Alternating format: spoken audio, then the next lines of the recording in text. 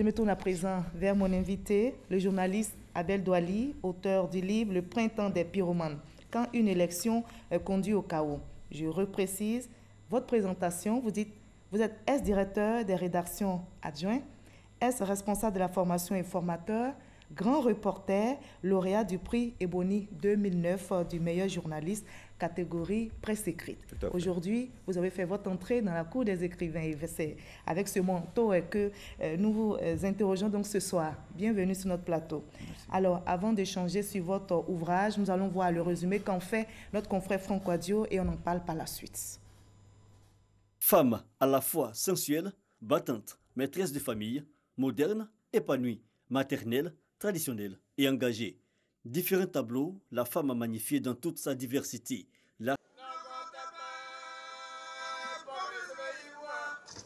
Le Tourou, le Loboutouli, la gastronomie, la musique. Le printemps des pyromanes, quand une élection conduit au chaos. Plus de 25 années passées à explorer la scène politique et ses multiples codes, Abel Douali, journaliste, a décidé de franchir le pas. Le printemps des pyromanes, quand une élection conduit au chaos, un livre dirigé ni contre un régime, ni contre une personnalité, les premières notes de l'introduction comme un décor planté pour exprimer la liberté de ton. 88 pages de témoignages, de morceaux choisis, réflexion et sensibilisation pour une meilleure approche des processus électoraux. L'œuvre se situe dans l'espace et dans le temps, donc digeste pour décideurs et consommateurs de l'action politique à travers le continent. Pour l'auteur, le processus démocratique doit être au service du développement économique. La recette, mettre en avant le renforcement de l'état de droit et surtout le respect des droits humains.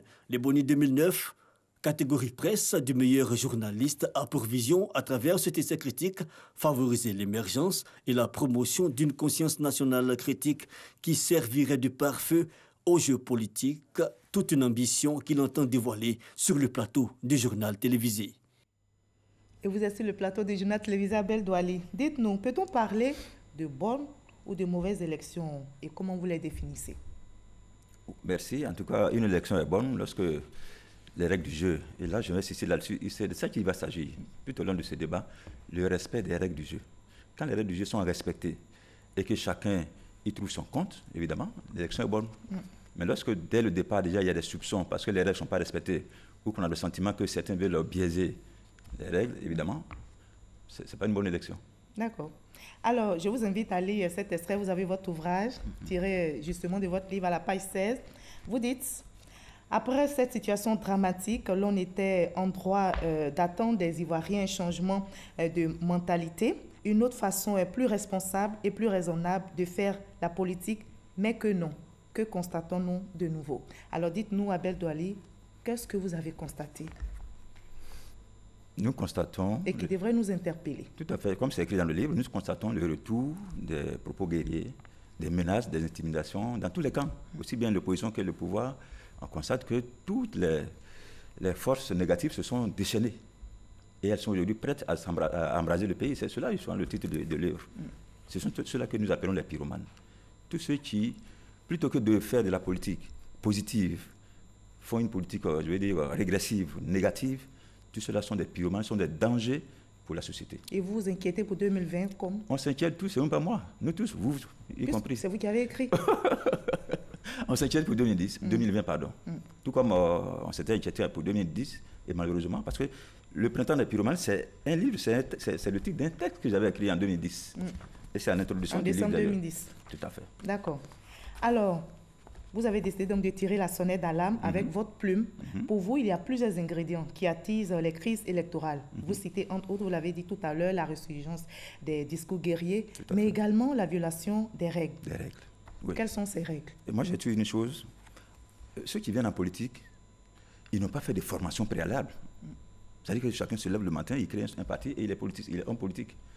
Alors, quand on arrive sur un terrain où on s'improvise pratiquement, l'humilité aurait commandé qu'on apprenne les règles et qu'on les applique. Alors, qu'est-ce que nous constatons quoi? Les hommes politiques, ils arrivent, ils ne sont pas soucieux d'apprendre réellement à faire la politique. La seule chose qui intéresse, c'est comment aller vite au gain matériel surtout. Et du coup, l'application des règles est devenue le dernier de leurs soucis. On n'applique pas les règles. À la limite, on s'échine même, on fait tout pour les violer. Et c'est ça qui est dangereux. Il y a quand même de bons élèves. Bien sûr, il y en a. Il y a quelques-uns qui sont bons. Et même quand ils sont bons, vous savez, généralement, quand les gens sont bons, on les catalogue, on les marginalise. On trouve même qu'ils ne sont pas normaux quand ils sont bons. Parce que la société est tellement négative que les bons grains sont perçus comme des anormaux. C'est-à-dire des personnes qui sont anormales, pardon. Voilà. Heureusement que vous avez des ingrédients pour nous aider justement à construire la paix. On va en parler tout au long de ce débat. Vous n'épargnez pas la presse dans vos lignes. Alors, quelle est la part de responsabilité de la presse dans les crises électorales selon vous? Vous savez, la société ivoirienne, bon, encore que ce livre n'est pas seulement destiné à la Côte d'Ivoire, c'est un livre qui parle de toute l'Afrique, même du monde. Les États-Unis aussi sont cités dedans. La presse ivoirienne, notamment, elle est une presse très partisane. Et j'avais mon ancien DG, Honorable DNR, qui disait... Vous êtes journaliste. Oui, je le suis. Et c'est une autocritique. Et que chacun fasse son autocritique. Ça aussi, c'est un mérite, hein, d'ailleurs, de le faire. Il faut que chacun ait le courage et l'humilité de faire son autocritique, là où il est. Qu'est-ce que vous reprochez à cette presse? La presse est partisane. Et c'est une presse qui... c'est le même défaut, qui ne respecte pas les règles. Vous savez, tout à l'heure, vous l'avez dit, moi, j'ai formé des journalistes à Fraternité Matin. J'étais le responsable de la formation pendant 2 ans. Agnès Crédit et moi, nous avons formé des journalistes. Mais ce que nous apprenons là, ce n'est pas ce que nous voyons souvent dans l'application. C'est dommage. Dans les écrits, oui? Vous pensez que cette position partisane apparaît dans les différents écrits? Oui, puisque c'est le militantisme que nous faisons dans les journaux pour la plupart. Chacun veut défendre sa chapelle. Chacun s'inféode ou s'aliène. C'est-à-dire qu'on se croit obligé de s'aliéner pour pouvoir éclore. Non. Alors, il y a des journaux qui appartiennent à des partis. Qu'est-ce que vous conseillez à ces journaux-là? Qu'est-ce que ces journaux-là devraient faire? Leur ligne éditoriale devrait être comment? Orientée comment? Bon, les journaux de parti, ce sont les journaux, évidemment, ça va de soi, c'est les journaux partisans. Et la ligne éditoriale, vous savez, la ligne éditoriale du journal, c'est ce qu'il y a de plus déterminant. C'est comme la boussole pour le journal.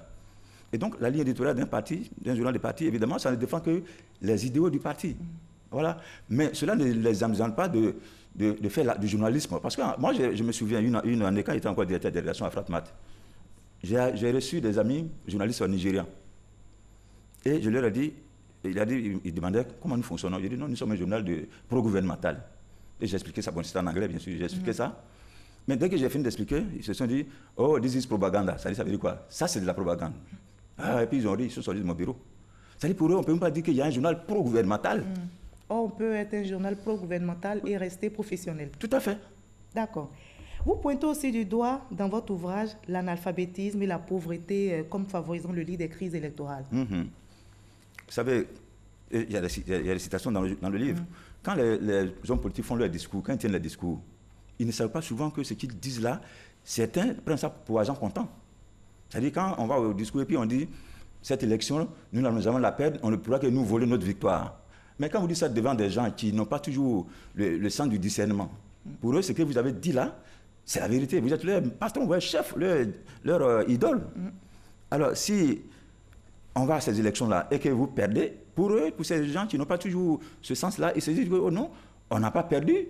Notre patron nous avait dit qu'on n'allait pas perdre cette élection, on ne pourrait que nous voler notre victoire. Il y a 2 résultats. Et pourtant, il y a 2 résultats. D'accord. Alors, donc, il faut faire attention aux slogans électoralistes. Il faut faire attention, voilà, tous ces slogans, taco clé, nous allons gagner coûte que coûte, c'est géré déjà, tout est calé, c'est plié, tout ça, il faut arrêter. Vous aliénez l'opinion, c'est de la manipulation qui, en 2010, a produit ce que nous avons vu. Et ça a recommencé. Donc, déjà, il faut préparer les esprits selon vous. Voilà. Il faut préparer les esprits aux 2 résultats. Bien sûr, c'est un jeu, c'est une compétition. De faire sa campagne, pourquoi pas? On va aux élections. Mais encore faut-il que les gens comprennent que c'est de ça qu'il s'agit. Lorsque les gens ne comprennent pas, que les populations, les militants ne savent pas faire la différence entre un propos, un slogan électoraliste, qui à la limite est un jeu, parce que quand vous allez à la boxe, sur les rings, chacun dit, oh, c'est moi qui vais gagner, oui. Mais encore faut-il que les gens, en politique, les gens sont tellement passionnés qu'ils prennent tout au premier degré, tout. Donc, attention. Alors, quand une élection conduit au chaos, comment éviter justement ce chaos? Vous nous en parlerez, mais avant, on va s'attarder un peu sur les conséquences justement de la mauvaise élection. Oui. Quelles sont les conséquences en 2 mots? Mais les conséquences, c'est ce que nous avons vécu en 2010. 3000 morts, officiellement. Les conséquences. Ne serait-ce que ça. Ne serait-ce que ça et ça interpelle. Alors, 2020 est proche. Comment éviter notre crise post-électorale, selon vous? C'est d'abord de respecter les règles du jeu. Que les hommes politiques sachent que... Moi, j'ai toujours pris un exemple. À supposer que qu'un médecin fasse son travail sans respecter la déontologie médicale. Mais c'est la mort à l'appel. Mais pourquoi est-ce que certains vont croire qu'il peut jouer, il peut intervenir dans un domaine sans en respecter les règles? Mais ce n'est pas possible. Il n'y a pas que les acteurs politiques dans ce jeu. Il y a aussi la société civile, il y a vous, il y a moi. Oui, bien sûr. Mais tous ceux qui, société civile, observateurs, acteurs politiques, tous ceux qui, dès là où nous savons que nous venons dans l'arène, que nous respectons les règles du jeu. C'est ce que nous disons. Vous parlez aussi de mauvaises perceptions, justement, de la politique par certains acteurs qui viennent dans l'arène pour avoir seulement du gain. Vous pensez que c'est ceux-là qui viennent dans l'arène pour pouvoir développer certainement leur localité ou autres, qui ont de bons projets? Oui, bien sûr, c'est tant mieux. Est-ce que vous pouvez citer de bons élèves? Non, ce que nous disons, nous ne sommes pas maximalistes. Hein. Nous relativisons toujours. Il y a des bons, ça existe. Mais malheureusement, pour nous les journalistes, oui, ça revient aux règles. C'est le train qui n'arrive pas à l'heure que nous voyons. Celui qui arrive à l'heure, c'est tant mieux. C'est son rôle même d'arriver à l'heure. Donc c'est leur rôle que de travailler correctement, que de faire de la bonne politique. Mais quand ils ne font pas la bonne politique, alors là, nous sommes obligés de les interpeller, de leur dire, vous ne pouvez pas prendre une société, un peuple en otage, en ne respectant pas les règles, parce que c'est comme une trahison. C'est comme un habit sur le terrain qui ne respecte pas les règles du jeu. D'accord. Nous avons terminé notre entretien en 2 mots. Les principaux ingrédients que vous vouliez que les Ivoiriens qui vous regardent, les acteurs politiques qui vous regardent retiennent à l'issue de cet entretien. Les principaux ingrédients à éviter? Pour ne pas qu'on arrive au chaos. Je le répète, respecter les règles du jeu, éviter la suspicion, poser les actes. Et puis, il y a un exemple qui est dans le livre d'ailleurs, les dialogues entre les opposants et le pouvoir. Mais on ne peut pas aller à un dialogue en étant déjà braqué. Allez, chacun y va déjà avec ses conclusions. Mais finalement, où est le dialogue? Donc chacun a sa part de sacrifice. Oui, bien sûr, il faut avoir sa part de sacrifice. C'est un consensus, il faut donner, c'est au rendez-vous du donner et du recevoir. Quand vous allez à un dialogue, vous devez être prêt à donner, à céder, à laisser de vous-même. C'est ça le philosophe dit, aller vers. Dans l'aller vers, il y a toujours une part que nous perdons. D'accord. Merci Abel Douali d'avoir été notre invité de la page culture. Merci d'avoir répondu à nos questions. Si vous permettez, je peux vous proposer un autre titre. Allez-y. Si vous voulez bien. Alors, le printemps des faiseurs de paix. Quand une élection conduit au développement Côte d'Ivoire. Vous acceptez? On est prêt à écrire ce livre-là. Et ce sera certainement le titre de votre prochain livre quand les Ivoiriens adhèrent en tout cas à vos messages de paix. Le prochain livre, ça sera... Excusez-moi, on a fini, je n'ai pas prononcé la chose. Le prochain livre, ça sera sur mes 28 ans de presse dans un média d'État. Et justement, nous allons en parler. Et c'est surtout, vous contribuez toujours à la paix. Tout à fait, moi j'aime ça. Merci beaucoup Abel Douali. Les Ivoiriens aiment la paix, ils aiment ça aussi. On aime la paix, on est prêt. Ce livre-là mérite qu'on sillonne le pays, partout, pour faire des conférences, pour que, justement, il faut que les gens s'imprègnent de la paix. Et 2020, nous serons en paix. Merci beaucoup d'avoir été avec nous sur ce plateau. Vous l'avez compris, ce journal est terminé. Merci de nous avoir suivis. N'oubliez pas, soyez des acteurs de paix partout et en tout temps pour le développement de notre chère patrie, la Côte d'Ivoire. À demain 20h.